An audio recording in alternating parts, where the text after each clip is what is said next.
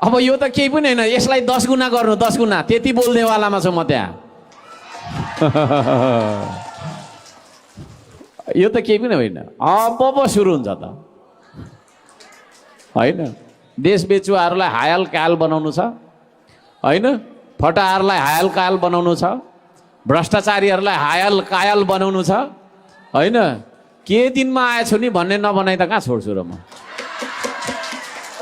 अर्को साम्पाङ त्यो हो, बुझ्नुभयो नि? उत्तर पाउनुभयो तपाईँले? हो, अहिलेसम्म त म काम गर्ने ठाउँमा थिएँ क्या। मेयर भनेको काम गर्ने ठाउँ हो, अब प्रतिपक्ष भनेको त बोल्ने ठाउँ हो। अब विचार गर्नु न कति बोल्छ होला अर्को साम्पाङ होइन। तर के बोल्छ भन्ने कुरा हो भन्दा म किसानको कुरा बोल्छु त्यहाँ। ताली नबजाउनु है, ताली नबजाउनु, ढिलो हुन्छ। मजदुरको कुरा बोल्छु म त्यहाँ होइन। दलितहरूको कुरा बोल्छु म त्यहाँ गएर होइन। पिछडा वर्गको कुरा गर्छु म त्यहाँ गएर। दार्चुलाको तुइन मैले त्यसै देख्छु, अरू जस्तो भन्दा सिंहदरबारको कुर्सी मात्रै देखिरहन्थेन। त्यस्तो हेरेको हेरेकै हेरेको हेरेक होइन। मिडिया अब 6 महिना अगाडिदेखि फल्नाले जित्छ भनेर भनिरहेको थियो कि थिएन?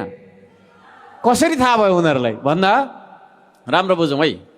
तपाईँहरू अलिकति सुझो पो हुनुहुन्छ, बिचरा ढुङ्गा बोक्ने साथी कि अरू त थाहा त छैन। सिकाउँछु म, सिकाउँछु। श्रम गर्ने मान्छे मात्रै हो नि त हामी त होइन। राजनीतिक खेलाडी त होइन यहाँ। राम्रो बुझौँ, राजनीति कसरी गरिरहेको हुन्छ मान्छेले भन्दा पहिला मिडिया, सबै मिडियाले किन्छ है। अनि मिडियाले के भन्छ भने यसलाई बिस्कुट कि बिस्कुट, सेतो कलरको बिस्कुट, सेतो कलरको बिस्कुट, सेतो कलरको बिस्कुट, सेतो कलरको बिस्कुट भनेको भनेकै गर्छ है। यता हेऱ्यो सेतो कलरको बिस्कुट, यता हेऱ्यो सेतो कलरको बिस्कुट होइन। अनि तपाईँलाई के लाग्छ भने हो यार यो त सेतो कलरको बिस्कुट हो। सेतो कलरको बिस्कुट हो यो? कालो कलरको मोबाइल पो त। तर मिडियाले के गरिदियो? ए फल्ना फल्ना फल्ना फल्ना खोइ के बार के जति सरकार अरे भन्दिनँ। अब त्यो के भनिराख्नु, थाहा भएको कुरा नहुने नहुने कुरा लगाइदियो। हुइम हो क्या त्यो चाहिँ, कुरा बुझ्नुभयो नि? अनि त्यो हुइममा स्वाद त गयो। तर हामी चाहिँ अलिक दर खुट्टा भएको मान्छे गर्नु त खोजेकै हो होइन। हामी चाहिँ लडिनौँ। राजनीति त्यसरी हुन्छ। यो मिडिया साथीहरूले नि ठुलो हात हुन्छ मिडियाको, किनभने अहिले त मिडियाको जमाना छ। मोबाइल बिना कोही बसेको छ यहाँ होइन। अब मिडियाले तपाईँको दिन रात फुकेकै गरिसकेपछि सबैलाई लाग्छ ए हो त रहेछ भन्ने लाग्छ। धन्न मलाई चाहिँ 1-2 जना मिडियाहरूले साथ दिइराखेको छ र।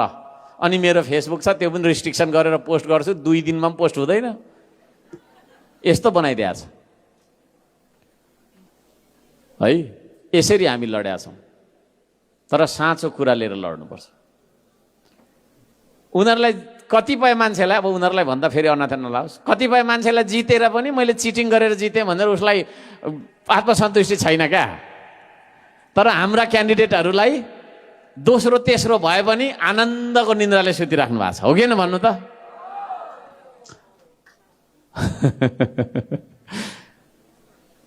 हामीलाई प्रचार प्रसारमा पनि रोक लगाइयो नि त है। 14 दिनभित्र मात्रै। अब म काठमाडौँ कतै पोखरा पुगिसकेको, कार्यक्रम नहुने भनेर भन्छ, फर्किनु पर्यो। बोल्नै दिएन